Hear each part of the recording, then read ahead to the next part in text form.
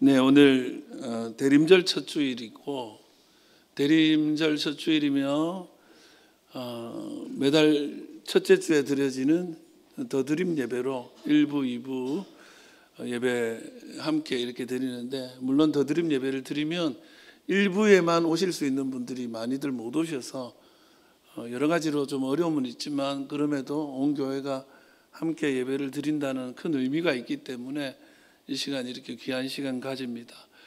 오늘은 또 남신도회가 이 모양 저 모양으로 기도, 성경, 봉독, 특송까지 해주셔서 너무 감사드립니다. 오늘은 마라나타라는 제목으로 하나님 말씀 나누기를 원합니다. 제가 지난 목요일 날 여화여대 기독교 교육학과 목회 상담 전공으로 실천신학 교수인 박희규 교수를 만나고 왔습니다. 이분은 예일 대학과 듀크 대학에서 학위하시고 클레몬트에서 신학하셔서 이대의 교수로 지금 이렇게 섬기고 있는데요. 제가 이 박희규 선생 만나서 이렇게 대화를 하는 중에 뭔가 하나의 깨달음을 좀 얻었습니다. 제가 요즘 청년들한테 이해가 안 되는 게 하나 있었거든요. 이 청년들은 아직 얼마 살지도 않았는데 이번 생에 망했다 그러는 거예요. 아직 몇 살 살지도 않았는데 이번 생에 망했다는 거예요. 도대체 왜 저렇게 말하나? 이생망이라고 그러죠. 또 하나가 뭐냐면 이 친구들 중에 막 대출이라는 대출은 다 해가지고, 무슨 이렇게 주식이라든지 이런 코인이라든지 이런 투자하는 데다가 완전히 그냥 그것도 레버리지를 올려가지고 한번 딱 크게 대박을 치겠다. 그러다가 끝나면 신용불량자 되면 돼. 그런 아이들이 너무 많은 거예요. 그 이해가 좀 안 되는 거야. 굳이 저렇게 안 해도 될 텐데. 그리고 이 박희규 선생 딸이 대학을 안 가겠다고 그랬다는 거예요. 그 왜 그러냐? 지금 내 인생이 얼마 남지 않았는데 대학을 가서 뭐 하냐는 거예요. 아니, 권사님들 어떻게 합니까? 지금 대학교 입학할 나이에 인생이 얼마 안 남았다는 거예요. 이게 왜 이런 애들이 얘기를 하느냐? 이게 뭐냐면, 제가 그분과의 대화에서, 그리고 요즘 이런 시대상이 늘 궁금했는데 뭔가 크게 깨달음을 얻었어요. 그분과 대화하는 중에 제가 머릿속에 떠오른 몇 가지가 뭐냐면, 6번째 대멸종 시대. 이제 자막을 보시면 돼요. 6번째 대멸종 시대. 인류는 지금까지 5번의 멸종을 겪었는데 6번째 멸종의 시대. 지구가 겪은 거예요. 그리고 인류세라는 말이 있어요. 인류세. 그 다음에 세상은 끝났다라는 단어인 거죠. 지구는 살아남을 거예요. 가이아라는 세계관이 있기 때문에. 그러나 인류는 그럴 것 같지 않다는 것이 지금 과학자들의 이야기라는 거죠.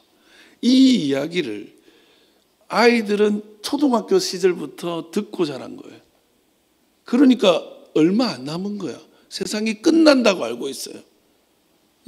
지금까지 인류는 5번 그 대멸종을 겪었는데 5번째가 아닌 6번째가 지금 도래했다 이거예요. 그런데 내가 대학을 가서 뭐 하나? 남아있는 시간, 인생 뭐 있나? 투자해가지고 성공해가지고 즐기다가 살든지 아니면 죽든지. 그래서 자살도 좋은 대안 중에 하나라고 박희규 선생이 얘기를 하는 거예요. 제가 그 얘기 듣고 너무 암울한 거예요.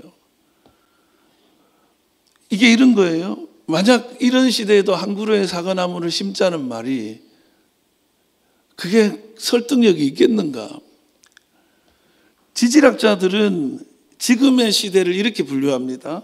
현생 누대, 신생대, 그러니까 현생 두 대에서 신생대, 그리고 그 중에 제4기, 그리고 홀로세라고 해요. 홀로세는 최근에 이런 뜻이 있고요. 그런데 2000년대부터 몇몇 학자들이 지구는 지금 이미 홀로세라는 시대를 지났다, 새로운 시대에 들어왔다. 지질학자들에게 보는 이 지구의 나이는 지층으로 구별이 되는데, 이 지층으로 남겨진 흔적들을 보면서 무슨 대 구별을 하는 거죠. 사실은 이 홀로세에서 지금까지는 지층을 연구하는 사람들 입장에서는 눈 깜짝할 시간이래요. 얼마 안 돼. 인류가 나타난 시간이 얼마 안 되는데, 그런데 18세기 이후에 지구인들이 남긴, 지구에 사는 인류가 남긴 흔적들은 다른 지질 시대와는 너무나 확연하게 차이 나는, 아주 뚜렷하게 구별되는, 그 이전의 홀로세라는 세대에서는 찾아볼 수 없는 엄청난 것들을 지금 지층에 남기고 있다는 거예요. 그래서 그 이전과는 완전히 다른 시간대다. 이거는 그래서 이 때를 인류세라고 부른다. 그러니까 세금이 아니고요, 분류를 그렇게 하는 거예요. 지금은 인류세라는 거예요. 그분들이 주장합니다. 물론 이거에 대해서 너무 기간이 짧으니 안 된다, 이런 주장도 있어요. 그러니까 인류세라는 것은 오늘 인류 문명이 지구 환경의 극적인 변화를 겪도록 지질 시대의 어떤 그 구별 방법으로 오늘의 이 시대를 부르는 용어가 됐어요. 인류세. 오늘은 인류세다. 시대마다 지층에는 발견되는 특징이 있어요. 우리 화석으로 뭐 얘기를 많이 듣잖아요. 근데 인류세 지층에는 뭐가 남냐? 플라스틱과 닭뼈가 남는다는 거예요. 지금 우리는 엄청난 플라스틱과 엄청난 닭의 뼈들을, 그래서 수천 년이 지나고 인류가 있다면 그들은 오늘의 이 시대를 보면서 2000년대, 1900년대, 1800년대, 1500년대 이후를 닭이 지배하던 시대라고 생각할 것이고, 혹은 플라스틱이 세상을 덮고 있었다라고 상상할 거라는 거죠. 우리는 엄청난 쓰레기들과 화학물질들과 자연에서 그 생산할 수 없는 어떤 특별한 화학물질들을 남겨서 수천 년이 지나도 이 토양에 흔적을 남기지 않는 아주 단일 생물종으로는, 그것도 역사의 끝자락에 나타난 아주 작은 미묘한 한 종으로는 그 짧은 시간에 이 행성을 이토록 거대한 변화를 만들 수 있는 어떤 사례도 없는 인간이 유일한, 그 뭐 우리가 얘기를 듣지만 공룡이 그래 아니라는 거예요. 인간이 지금 한 일은 그 어떤 시대에도 없었던 일이라는 거예요. 그래서 이 인류세의 지구, 이 시대의 지구를 EBS에서 뭐라고 얘기를 했냐면 플라스틱 화석, 그리고 닭들의 행성이라고 하는 거예요. 얼마나 대규모 공장에서 닭을 키워가지고 생산하다 보니까 닭뼈가 너무 많은 거예요. 예. 여러분, 제가 지난주에 말했나요? 윌리엄 몰트만, 지난주에 말했죠. 제가 얼마 전에 돌아가셨다고. 우리 한국에도 우리 교단과도 밀접한 관계가 있다고 했는데, 이 몰트만은 희망의 신학자거든요. 이 몰트만이 그런 얘기를 합니다. 땅을 다스리라는 말은 자연을 잘 관리하라는 말인데 인간이 잘못 해석해가지고 생태의 위기를 불러왔다, 이런 얘기를 해요. 땅에 충만하고 땅을 정복하고 다스리라는 말은 잘 관리하라는 말인데 자기 마음대로 하라는 뜻으로 잘못 알아들었다는 거예요. 그래서 인류는 이미 골든타임을 놓쳤다라고 말하고 있습니다. 그 유명한 총균쇠의 저자인 제러드 다이아몬드라는 사람이 있습니다. 학생들은 한 번쯤 들어보셨을 거예요. 이분이 이런 얘기를 하는 거예요. 너무 충격적이었어요. 우리는 대멸종으로 가고 있지 않다. 이미 대멸종의 시대다. 제가 이 말이 얼마나 충격을 받았는지 몰라요. 우리는 아직 골든타임이 남았다라고 알고 있죠. 그래서 환경과 생태계를 위해서 우리는 좀 생태 친환적인 그런 소비도 해야 된다, 이런 얘기 막 주일날 했죠. 아니라는 거예요. 이미 대멸종 시대라는 거예요. 끝냈다는 거예요. 저는 목사입니다. 우리는 교회죠. 이런 상황에서 뭘 해야 할까? 이 시대의 복음은 여전히 유효한가? 그게 제 화두가 됐어요. 여러분, 세상이 끝났다고 그거 준비하고 있는 친구들한테 복음이 무슨 의미가 있을까? 이제 그런 거죠. 여러분, 지금은 아기 예수를 탄생을 기다리고, 그리고 다시 오실 주님을 기다리는, 그러면서 촛불을 켜고 주님의 오심을 사모하는 대림절입니다. 대림절은 오신 예수님, 그리고 오실 예수님을 사모하며 기다리는 절기가 대림절이거든요. 저는 그래서 이 시대의 예수님, 오시는 예수님, 그 예수님을 바라보면서 영적인 사과나무 한 그루를 다시 심어야 한다고 생각합니다. 물론 목사기 때문에 그럴 수 있어요. 그런데 우리는 우리에게 남겨진 시간 동안에 마라나타를 외치며 우리가 남길 흔적을 플라스틱이라든지 닭뼈가 아닐 수 있도록 우리의 삶의 시대를 바꾸어 가야 된다고 저는 믿습니다. 초대교회 성도들은 인사를 그렇게 합니다. 마라나타. 마라나타. 여러분, 마라나타는 사실 성경에는 안 나옵니다. 요한계시록 마지막에 21장에 아멘 주 예수여 어서 오시옵소서를 마라나타라고 번역을 하는 분들이 있지만 의미는 맞는데 그 뜻은 아니에요. 마라나타의 뜻은 마란아타. 우리 주님 반드시 오십니다. 우리는 옛날에 식사하셨습니까? 그렇게 인사하잖아요. 그죠? 어떻게 식사는 하셨어요? 근데 이 초대교회 성도들은 마라나타, 우리 주님 반드시 오십니다. 왜요? 세상이 끝이라고 생각했거든요. 오늘 우리 아이들과 우리가 겪고 있는 이 시대랑 크게 다르지 않아요. 세상이 끝이라고 생각했던 그들이 한 말은 마라나타, 우리 주님 반드시 다시 오십니다. 이 마라나타를 말하면서 대림절 기간 동안에 성탄절을 준비하며 우리는 뭘 해야 되느냐?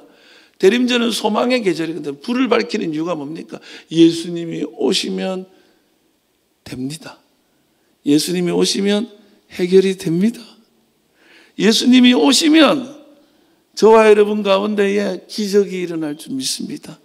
그래서 그 대림을 준비하는, 주님 오심을 준비하는 절기가 대림절이에요. 깨어있는 절기가 대림절이에요. 여러분, 남자들은 군생활 하신 분 다 알 거예요. 누가 초도 순시 오면 준비한다고 난리죠. 집에 손님 오면 준비하죠. 그래서 대림절은 다시 오실 주님을 준비하면서 오신 주님을 품고 살아가는 우리가 이 마지막 때에, 정말 마지막 때에, 아니 마지막인 때에 우리가 해야 할 일을 우리는 이제부터 한 발 한 발 우리가 할 수 있는 그 작은 영역에서 해나갈 때 그저 탄소를 남기고 그저 플라스틱을 남기고 닭뼈를 남기는 시대가 아닌 새로운 시대의 모습으로 우리를 평가하게 되는 시대의 삶이 저는 될 걸로 믿습니다. 전 찬양 한 곡 불렀으면 좋겠어요. 오늘 신년 예배라고 할 수 있는 날이거든요. 교회력으로 보면 첫 주일이니까 여러분 잘 아시는 예전에 우리 결단 찬송으로 불렀던 마라나타라는 찬송, 여러분 제가 말씀드렸던 이 인류세라는 말을 기억하십시오. 세상은 이미 대종말의 때에 들어왔다. 이때 우리가 할 일은 무엇인가? 찬양합시다.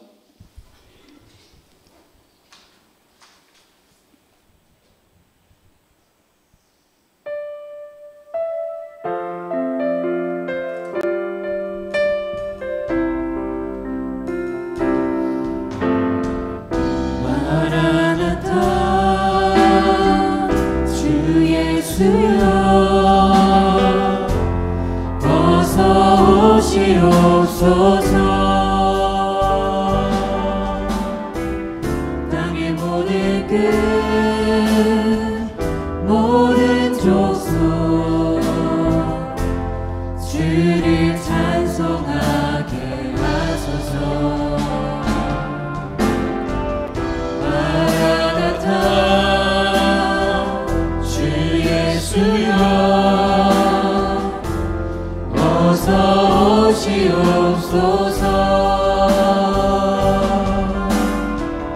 모든 열방이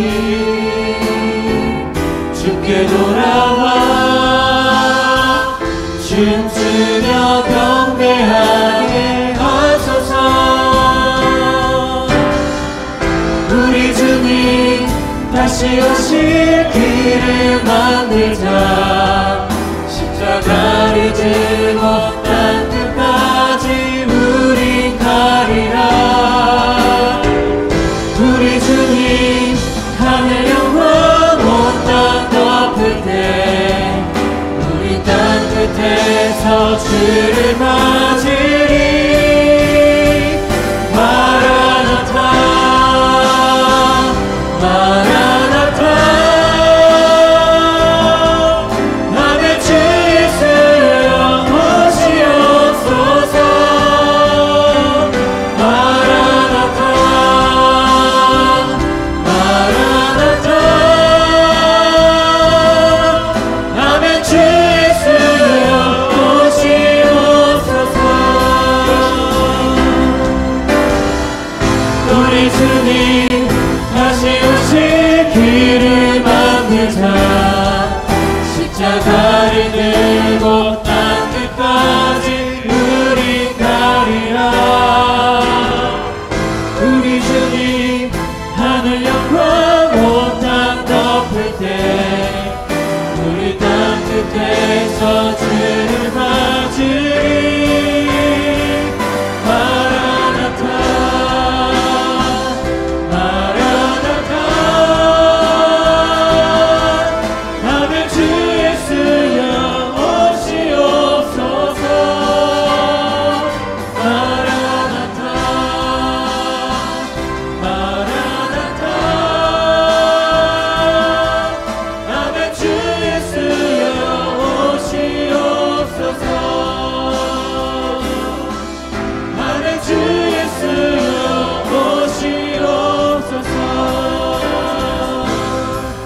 아멘. 주 예수여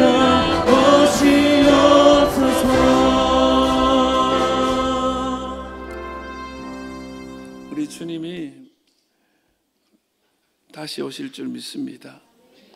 우리 주님의 오심을 기다리고 기다렸던 세기말을 살았던 초대교회 성도들에게 야고보는 말합니다. 우리의 삶의 태도가 아무리 힘들고 어려울지라도 어떤 삶의 모습이어야 할지를, 그래서 오늘 이 말씀을 통해서 동일한 세기말을 사는 우리들이 어떤 마음을 가지고, 큰 이야기는 세상이 멸망한다는 이야기인데, 그러나 그 속에 살아가는 우리들은 작은 이야기를 해야 되죠. 어떻게 내 인생을 살아갈 것인가? 어떻게 우리 가정을 지켜갈 것인가? 어떻게 우리 교회를 섬겨갈 것인가? 오늘 그 첫 번째는 여러분 굳게 믿음으로 주의 오심을 기다리기를 바랍니다. 주님이 오신다는 믿음으로 기다릴 수 있기를 주의 이름으로 축원합니다. 7절 8절 한번 읽어보겠습니다. 그러므로 형제들아 주의 강림하기까지 길이 참으라. 보라 농부가 땅에서 나는 귀한 열매를 바라고 길이 참아 이른 비와 늦은 비를 기다리나니 너희도 길이 참고 마음을 굳게 하라. 주의 강림이 가까우니라. 아멘. 농부에 대한 설명을 하고 있죠. 농부는 땅에서 나는 귀한 열매를 바라고 해서 7절에 보면 바라고. 지금 귀한 열매는 보이는 게 아니에요. 바라는 거예요. 그러나 지금 보이지 않지만, 지금은 안 될 것 같지만 농부는 그럼에도 불구하고 이 씨를 뿌립니다. 왜요? 믿기 때문에. 내가 이 씨를 뿌리면, 그리고 이 씨가 뿌려지고 내가 인내하고 늦은 비와 이른 비가 이 가운데 오면 반드시 열매가 열릴 거라는 믿는 거예요. 농부의 수고는, 농부에 깨어 있으면 다름이 아니죠. 믿기 때문에 그러는 거예요. 내가 이래봐야 소용없다라고 생각한다면 누가 그 고생하겠습니까? 새벽에 가장 일찍 일어나서 하늘을 바라보는 자가 농부 아니겠습니까? 이스라엘 같은 경우는 이른 비와 늦은 비가 없으면 농사를 지을 수가 없어요. 아직 내리지 않는 늦은 비를 기다리는 농부의 마음이 얼마나 처절하겠습니까? 그러나 기다리는 거죠. 왜요? 믿기 때문에.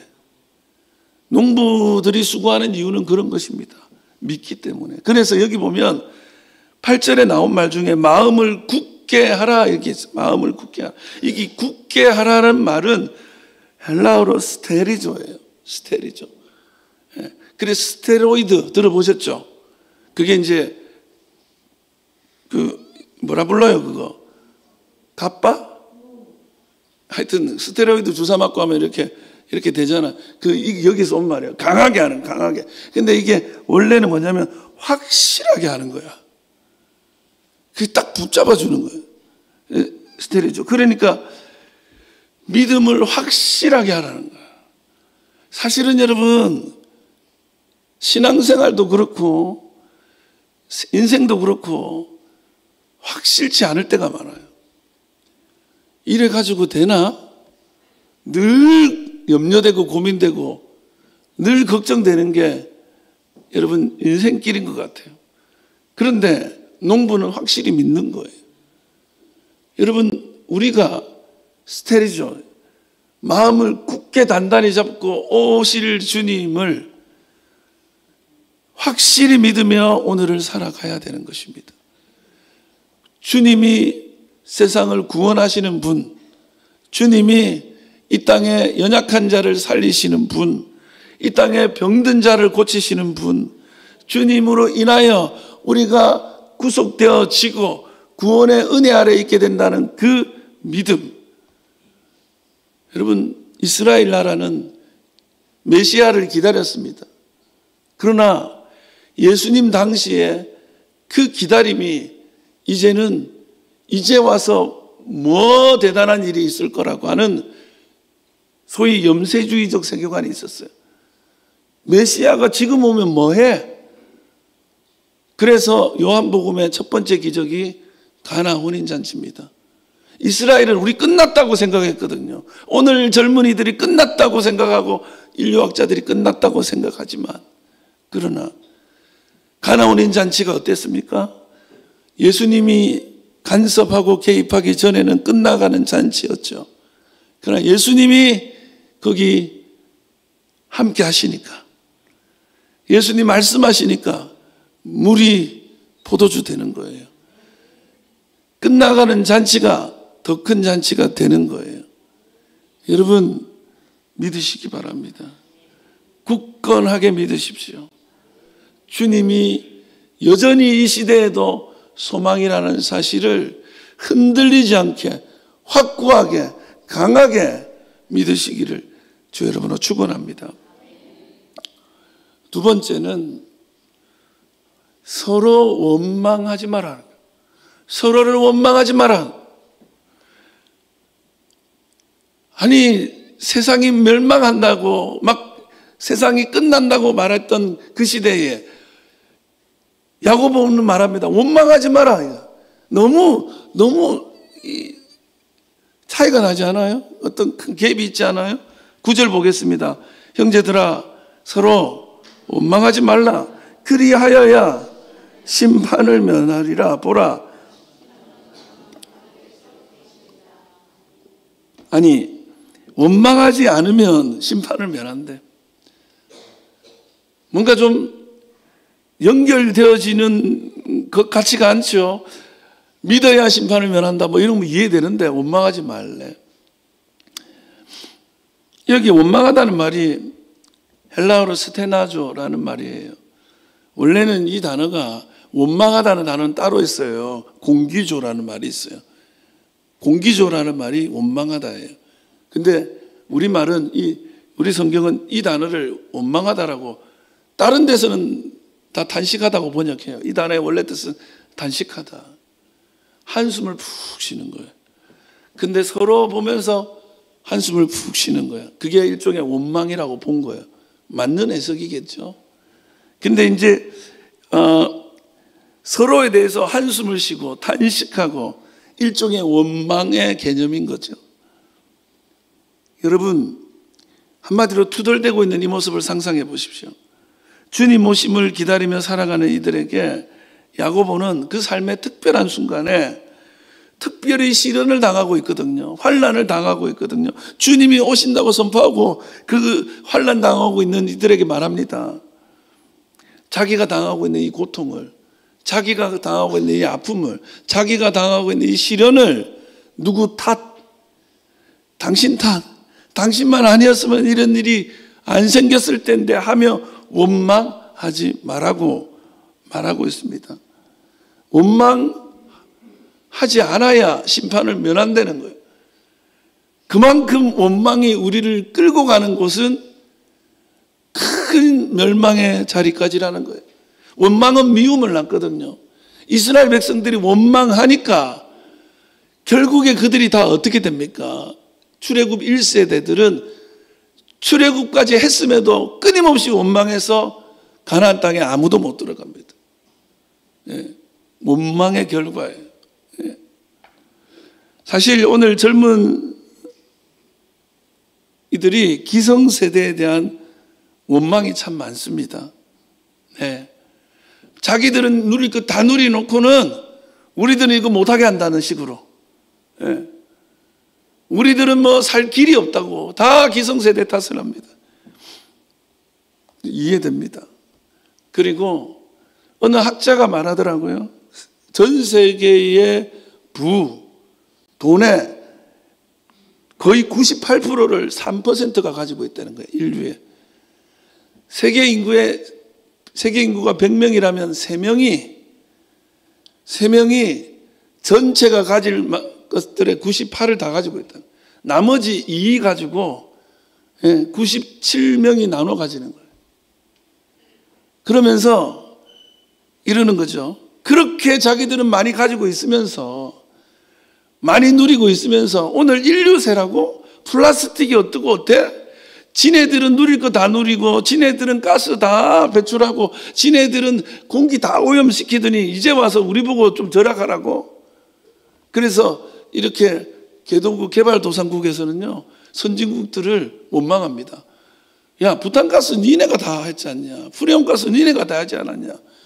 닭사육 누가 했냐? 니네가 하지 않았냐? 처음에. 그러면서 서로 원망하는 거죠. 집안에 돌아오면 어떻게 하냐면 부모 탓하는 거예요. 내가 부모를 잘못 만났다고. 부모 탓. 태어나 보니까 이 모양 이 꼴인 거를 어떻게. 그래서 부모 탓. 왜 엄마는 그때 땅 안 사셨어? 왜 엄마는 그때 강남에 집 한 채 안 샀어? 그 쌀 때 거제도에 저한테 땅을 누가 준다는데 5원 하는 땅이었어요. 그때 받았어야 됐는데, 그때 그거 가져서 뭐하고 저한테 그거 가져봐야 그냥 인생의 혹이다 그랬던 그 사람 원망스러워 죽겠어요. 예? 야, 그러면서 생각하죠. 그 인간만 아니었으면.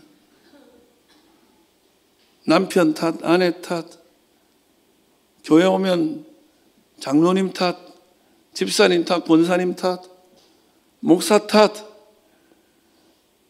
이렇게 서로가 서로에게 한숨을 푹푹 쉬면서, 아휴, 저 사람 때문에 내 인생이 이 모양이 됐구나.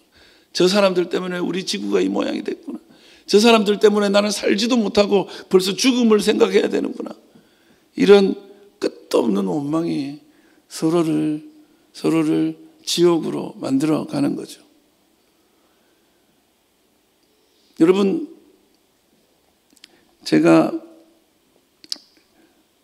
제 친구 목사가 저한테 그런 얘기를 하더라고요. 이 목사는 좋겠다고. 이 목사는 좋겠다고. 그렇게 기억력이 좋아서. 제 기억력이 진짜 좋았거든요.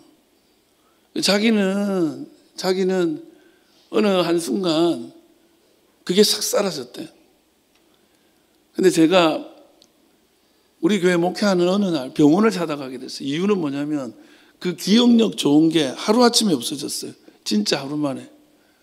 저는 이렇게 뭘 보면, 책을 보거나 그러면 사진으로 보이거든요. 그게 사진으로 보여. 그래서 이렇게 이랬던 건데 내 자랑할 만한 단 하나의 은사였는데 그게 하루아침에 사라지니까 얼마나 절망스럽겠어요. 그래서 병원에 갔는데 의사 이름이 김모세야. 김모세 이제 이번에 개업하려기도 했다고. 김모세, 목사님 어떻게 오셨냐고. 그분이 제 방송을 듣더라고. 제가 그분한테 선생님 제가 이러이러한 게 있었는데 그게 하루아침에 없어졌어요. 너무 염려가 돼서 저 혹시 치매가 온 건가요? 뭐 이랬더니 막 웃더니 목사님 차례가 온 거예요 그러더라고. 그때 알았어요. 나한테도 생길 수 있는 일이지. 우리는 무슨 일이 생기면 Why me? 그래요. 왜 나한테 이런 일이? 하면서 원망하죠. 하나님 원망하고. 근데 Why me not이에요? 왜 나한테는 안 되냐고.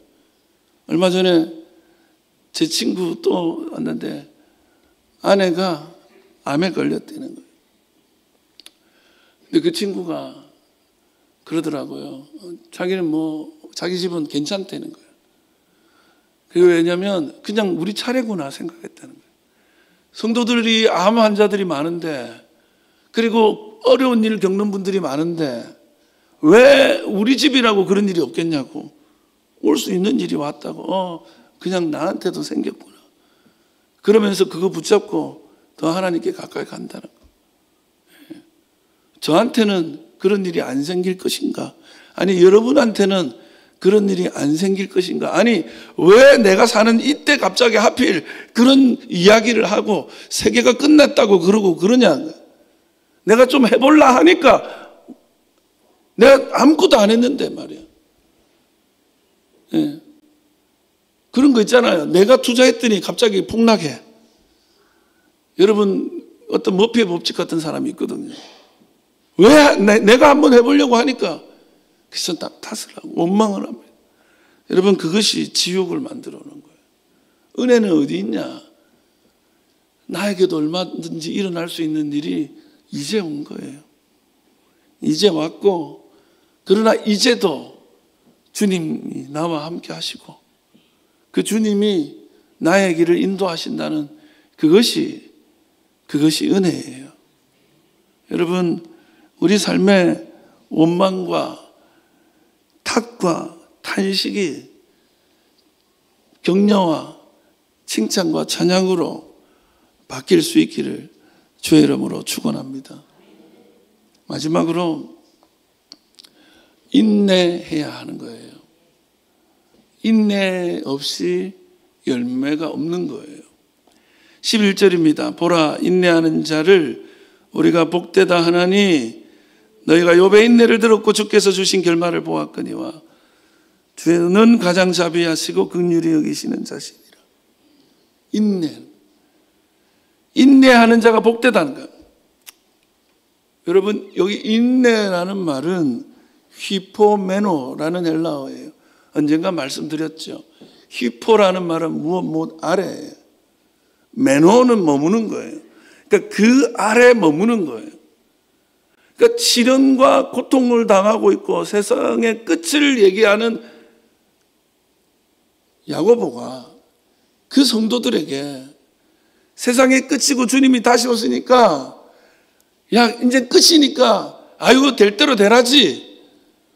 노세 시간이 있을 때 노세. 그냥 인생 한 방이지 뭐 하고 그 짧은 시간 내일 지구가 멸망하더라도 오늘 사과나무 한 그루를 심겠다는 그런 말이 뭐야? 나는 오늘 안 해본 거 할래. 그래서 막 가는 거죠. 그럴 수 있는데 그때 말하는 거죠. 그 아래 머물 수 있어야 된다. 여러분 마틴 루터가 스피노자가 했다고 하는 말 아니더라고요. 마틴 루터가 했는지도 명확하지 않지만 나는 한 그루의 사과나무를 내일 지구가 멸망하더라도 심겠다. 이 말이 가지고 있는 의미는 여러분 사람은 숨 쉬는 동안에 자기에게 주어져 있는 삶의 가치가 있고 사명이 있는 거예요. 내가 가장 행복할 수 있는 내가 가장 복될 수 있는 그 일을 하는 게 사람이어야 하는 거죠. 사과나무 한 그루를 왜 심느냐? 몰라요. 누리지는 내가 못하겠지만 누군가가 누릴 수 있기를 바라며 다음 세대를 향한 준비에 손을 내미는 거죠. 초대교회 교인들에게 말하는 거죠. 지금 너무 힘들지. 그래서 여기서 벗어나고 싶지. 그 신앙도 버리고 싶지. 아니 막 살고 싶지. 아니 주님 오시면 다 끝낸다니까. 주님이 다 해결해 주시는데 내가 이렇게 고생할 필요가 뭐가 있어. 그냥 잠시 피난 가지. 피하지. 이런 분들도 있죠. 그런데 그 밑에 끝까지 거하는 것, 히포메노, 인내의 삶을 사는 사람이 반드시 그 열매를 거두게 된다는 거예요. 떠나 있으면, 도망가면 그 열매를 볼 수가 없다는 거예요. 그래서 그 고난을 당하고 그 어려움을 당하면서 인내했던 기독교인들이 감옥 가고 순교당하고 그러면서도 끝까지 그 신앙의 삶을 그 탄압의 박해의 고뇌 아래 머물렀더니 보게 된 게 뭡니까? 자신들을 탄압했던 로마가 기독교 국가가 됐죠. 그러면서 자기들을 사자굴에 던졌던 그 로마의 중심지가 교황청이 됩니다. 놀라운 역사가 인내한 사람들이 보게 되는 것들이었던 거죠. 여러분, 우리 속담에 시작이 반이라는 말이 있는데 문제는 시작이 반이니까 시작만 하고 끝내는 사람이 많아요. 우리가 성공을 못하는 이유, 정말 찬송을 못 부르는 이유는 인내하지 않고 시작을 하고 말기 때문인 거죠. 용두삼이라고, 교회에서 용두삼이 말하면 또 용 얘기했다고 어느 교회 전도사님이 쫓겨났대요. 나 오늘 공룡 얘기했는데. 여러분, 포기하지 않는 믿음, 인내하는 그 믿음이 복되게 열매를 경험하게 한다는 것입니다. 목사님들이 그런 얘기, 권사님, 장로님들도 참 섬기는 일이 힘들어요. 권사님들 되면 힘들어요. 장로님들 되면 힘들어요. 옛날에는 그냥 다녔는데 이번에 김장하는데 권사님들은 다 와 있더라. 얼마나 힘들겠어요. 평소에 물 한 번 안 묻혀봤는데 이렇게 힘들어. 근데 목사도 힘들거든요. 근데 누가 그런 얘기를 하더라고요. 선배 목사님이요.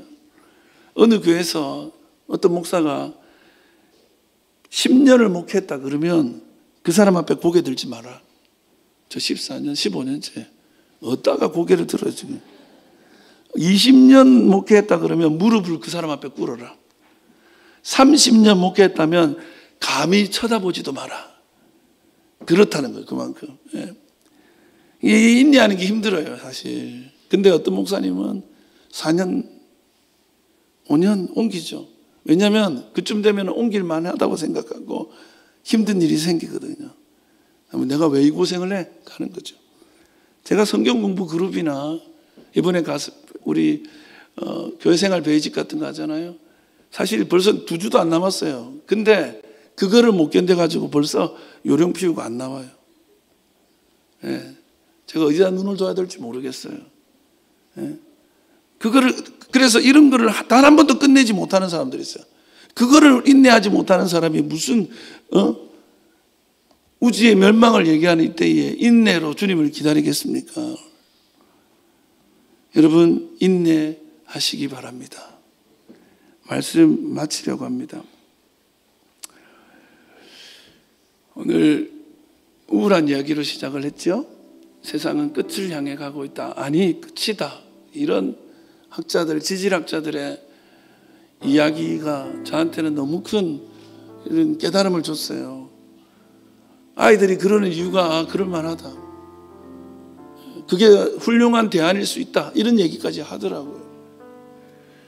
근데 여러분, 갈라디아 6장 9절에 이런 말이 나와요. 우리가 선을 행하되 낙심하지 말지니 포기하지 아니하면 때가 이르면 거두게 될 것이다. 저는 이 말씀을 믿습니다. 오늘 성경에 인내의 종류의 3가지가 나와요. 농부의 인내와 선지자의 인내와 욥의 인내가 나와요. 보시면 그래요. 농부처럼 봄에 씨앗을 뿌리고 기다려야 되죠. 그러나 믿으면서 기다려야 되죠. 선지자의 인내는 뭡니까? 아무리 하나님의 말씀을 전해도 돌아오는 것은 박해고, 선지자들은 오히려 하나님 뜻을 전하다가 자기의 백성들에게 죽임을 당하기도 합니다. 때로는 내가 이렇게 옳은 길을 가고 있는데 세상이 알아주지 않아서 원망스러울 때도 있죠. 그러나 그때 누구 탓할 일이 아니죠.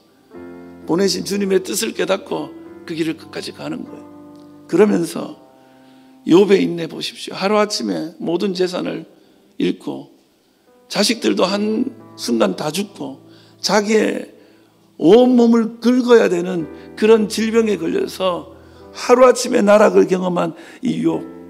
그 아내가 너 하나님 저주하고 죽어버려라 라고 말할 정도의 저주스러운 인생길, 그 사망의 음침한 골짜기를 들어섰을 때에 그럼에도 불구하고 주를 원망하지 않는 욥을 보십시오. 그래서 그 끝에 이루게 되는 갑절의 은혜가 욥기의 스토리이지 않습니까? 여러분, 하박국 2장 3절에 이 묵시는 정한 때가 있나니 그 종말이 속히 이르겠고 결코 거짓되지 아니하리라. 비록 더딜지라도 기다리라. 지체되지 않고 정령 응하리라 이랬어요. 하나님의 말씀은 정령 응합니다. 하나님의 말씀과 하나님의 때는 반드시 도래합니다. 여러분, 오늘 어떤 삶을 살고 있든지, 질병에 묶여 있든지, 돈에 어려움을 경험하고 있고 도저히 나한테 왜 이런 일이 생겼나 하는 Why me? 하는 상황이 여러분한테 있다면, 그러나 그때에도 주님 보십시오. 주님이 오십니다. 주가 오셔서 여러분의 인생에 세기를 내실 줄 믿습니다. 그 믿음으로 주를 기다리는 이 대림절 첫 주가 되기를 주의 이름으로 축원합니다.